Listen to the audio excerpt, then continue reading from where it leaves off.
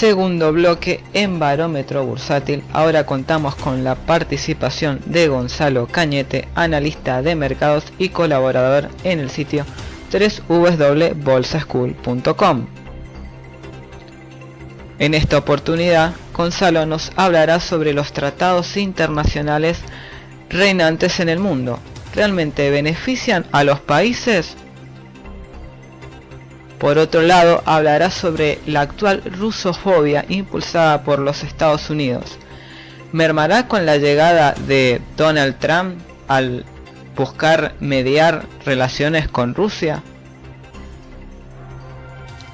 Y para terminar, siguiendo con el nuevo presidente de los Estados Unidos, que ha declarado que el efecto invernadero, el calentamiento global, es una mentira.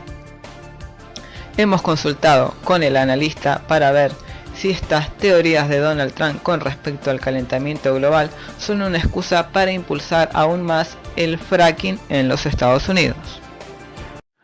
Bueno, con respecto a los acuerdos comerciales que establece Estados Unidos con otros países, o mejor dicho, alianzas de países, se pueden destacar diferentes cosas. Es un tema bastante extenso, pero los principales puntos que podríamos resaltar son, por ejemplo, que el acuerdo transpacífico, está el transatlántico, que es el que se propone a Europa, y está el transpacífico, que es el que se propone a China, Taiwán, a otros países de la zona de Asia.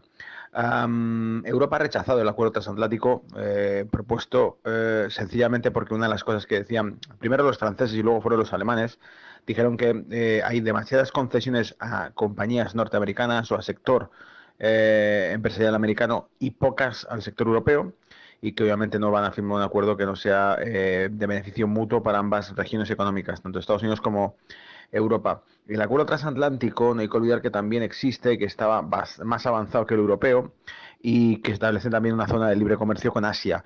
Hay que destacar una cosa, en cualquiera de los dos casos, transatlántico aísla a China y deja a China fuera de los acuerdos comerciales, y el transpacífico aísla a China, y el transatlántico aísla a Rusia, por ejemplo, en lo que se refiere a las relaciones comerciales con el otro lado del charco, porque incluye solamente Europa.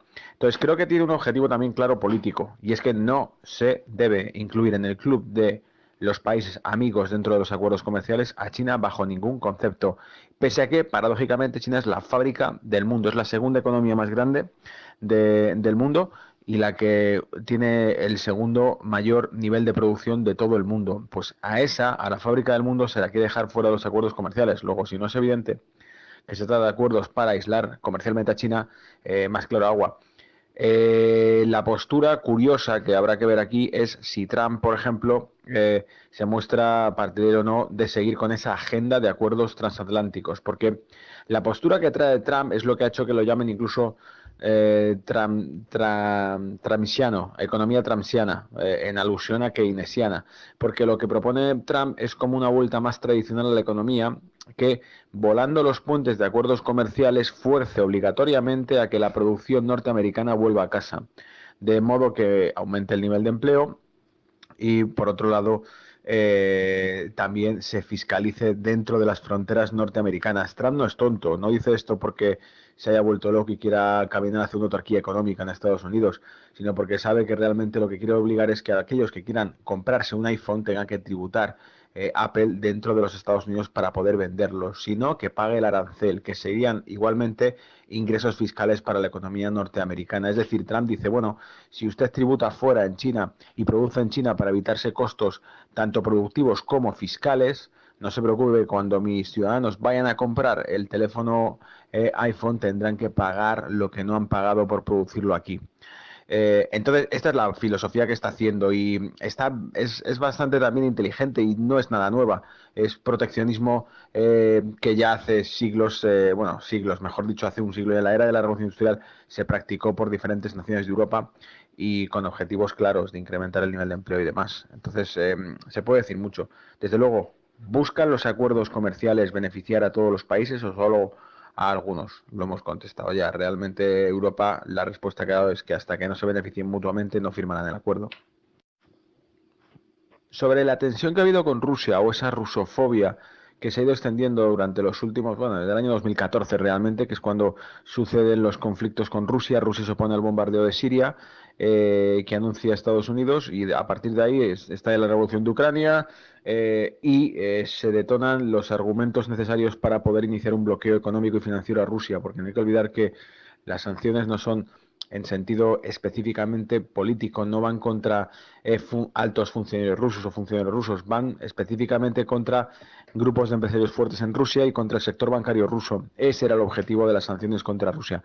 Era una agenda diseñada por diferentes grupos de poder dentro de los Estados Unidos, y con influencia. Los Clinton estaban dentro de ese clan porque al fin y al cabo era Clinton la secretaria de Estado con toda esta agenda. Luego han sido algo cultivado por los demócratas. Parte de los republicanos están dentro de esa agenda. No hay que olvidar que John McCain era de los que dio su apoyo dentro de las revueltas de Ucrania y asistió a la Plaza del Maidan durante las revueltas. Son abiertamente enemigos de Rusia políticamente hablando y así lo manifiestan. Trump lo único que ha dicho es que le parece incorrecto mantener una postura contra Rusia, viendo pues cómo es la que está dando con más contundencia, castigando el tema del terrorismo en países como estos. Al fin y al cabo todo esto son negocios escondidos bajo la política, porque también hay intereses detrás de eso. Pero lo que creo que sí puede dejar claro es que la postura más conservadora de Trump rompe con los esquemas. Es miembro del Partido Republicano, pero también lleva a la contraria a algunos miembros del Partido Republicano que quieren seguir con la agenda de financiación de grupos armados y de conflictos bélicos en Oriente Medio, mientras que Trump dice, bueno, ¿qué pintamos ahí, verdad? Los rusos lo están haciendo bien, en todo caso habrá que aunar esfuerzos para acabar con el problema una vez y estabilizar la zona. Esa es la postura de Trump, la ha manifestado alguna vez. Entonces, bueno, sus simpatías, se hacen bromas sobre las simpatías de Trump hacia Rusia porque una de las conferencias que hizo, una de las declaraciones que realizó, hizo un guiño a Rusia. Sencillamente estaba hablando de 30.000 correos desaparecidos, borrados del servidor de Hillary Clinton, y dijo: Rusia, si me estás escuchando, encuentra esos correos. Y pocos días después, Wikileaks los filtró a la prensa y a través de Twitter y redes sociales. Luego está claro que todo este tipo de cosas han sido las que han hecho que se considera a Trump pues como un presidente más cercano a Rusia que el que eran todos los anteriores. No hay que olvidar que el negocio también armamentístico se ha fundamentado en el miedo a Rusia. Si no hay miedo a Rusia, no existiría la OTAN. La OTAN se construyó gracias al miedo a Rusia, gracias a que Churchill empezó a dar discursos en Europa para poder convencernos al resto de Europa de por qué teníamos que tener bases militares norteamericanas en nuestro territorio. Ese era el principal argumento. Rusia, la Unión Soviética en aquel momento, era la excusa para poder militarizar Europa, porque la OTAN tenía que ser ese ejército internacional que tenía que estar presente en todas partes. La prueba de ello es que los ciudadanos de esos países no deciden si se ponen esas bases militares o no.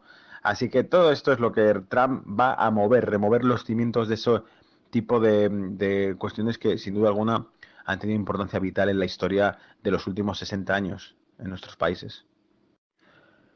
Con el cambio climático no es diferente la cuestión. Vuelve de nuevo a romper esquemas Donald Trump. Vuelve a salir de tono y a decir lo que un político no debería decir. La cuestión está en si tiene razones o no. ¿Apoyará a Donald Trump o seguirá apoyando el fracking? Pues probablemente, pero igual que lo han hecho los demócratas, sencillamente porque son negocios, lo volvemos a decir por si no ha quedado claro anteriormente. Los negocios son lo que mueven realmente la administración, más en un país como Estados Unidos, que es un país corporativo 100%. Entonces, ¿qué ocurre? Que mientras sea negocio el fracking, así se hará. Creo que el petróleo sí repuntará, porque los acuerdos de la OPEP se acabarán llevando a cabo sencillamente porque si Trump realmente establece lazos con Rusia, Arabia Saudita tirará la toalla. El petróleo cayó gracias a una estrategia que llevaron los sauditas en alianza con Estados Unidos, que era tumbar el precio del crudo para llevar a la quiebra a Rusia, y que Rusia se retirase del campo de batalla. Rusia dejase hacer a Estados Unidos lo que le diese la gana de Oriente Medio. Rusia así ha recibido apoyo y financiación china y no se retira. Aparte que la Rusia de hoy no es la Rusia de 1998 que quebró. Es una Rusia bastante más consolidada a nivel económico, con cifras macro mucho más consolidadas, con un nivel de empleo mucho más de paro mucho más reducido, con una tasa de inflación mucho más controlada. tenía una serie de herramientas y una fortaleza que antes no tenía. Y eso se ha notado. Entonces Rusia ha aguantado la apuesta, ha aguantado el ataque especulativo y ahora si Trump para colmo muestra su simpatía hacia ellos y aúna fuerzas con Rusia, Arabia Saudita dejará esta política de dólar barato, o sea, del crudo barato, porque no va a llevar a ningún sitio ya. Y, por cierto, ha incurrido en déficits fiscales, financieros y públicos. Por lo tanto, le ha costado mucho dinero mantener esa política y probablemente tire la toalla y suba el precio del crudo. Si el precio del crudo sube, obviamente la industria del fracking resucitará, volverá a empezar a producir más. Sigue activo hoy en día, pero volverá a hacer un boom y volverán a aumentar los contratos de explotación de industria de fracking.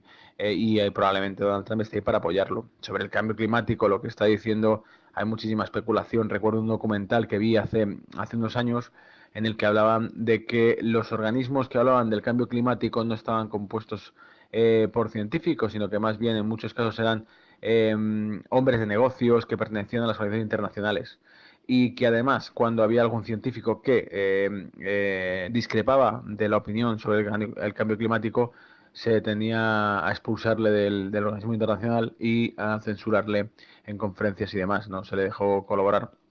Luego hay mucho que hablar sobre el tema. En 1700 y algo, no recuerdo, hubo una glaciación.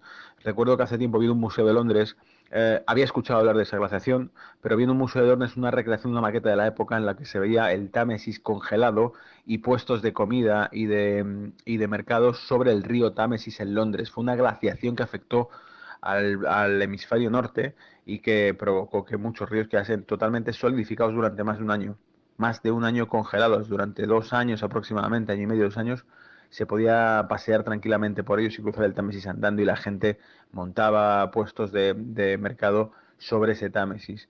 Entonces, bueno, ¿a qué se debió esto? ¿Hubo entonces un invierno provocado por emisiones? No. Entonces, son motivos para explicar los ciclos solares. Obviamente, quizás eso se puede utilizar de argumento también para atacar a la energía renovable. Esto no tiene nada que ver. Una cosa es que el cambio climático sea verdad o no, como dice Trump, que vemos que no tiene pelos en la lengua y se atreve a decir algo que va contra la opinión de todo el poder mundial que habla. No, no, hay un cambio climático y hay que pagar por ello. Trump se revela contra eso y habla en contra. ¿Por negocios? Probablemente. ¿Es cierto que hay un cambio climático? No, pues no lo sé, pero se puede investigar mucho sobre el tema y cuando organismos internacionales lo dicen, pues puede ser un toco más de todo lo que nos van contando siempre y con un interés concreto, que es lo que denuncia Trump, financiero. La tasa que se establece sobre la emisión de bonos de contaminación. Es un negocio al fin y al cabo y ahí está, no queda duda de ello. Entonces, siempre que hay dinero de por medio, duda de que las razones que tengan puedan ser sinceras. Y nada más que eso. Por lo tanto, creo que, bueno, aquí también va a romper esquemas Donald Trump con este tema y es algo curioso. Habrá que ver si mantiene su postura o si el poder ya lo hace razonar. ¿De acuerdo?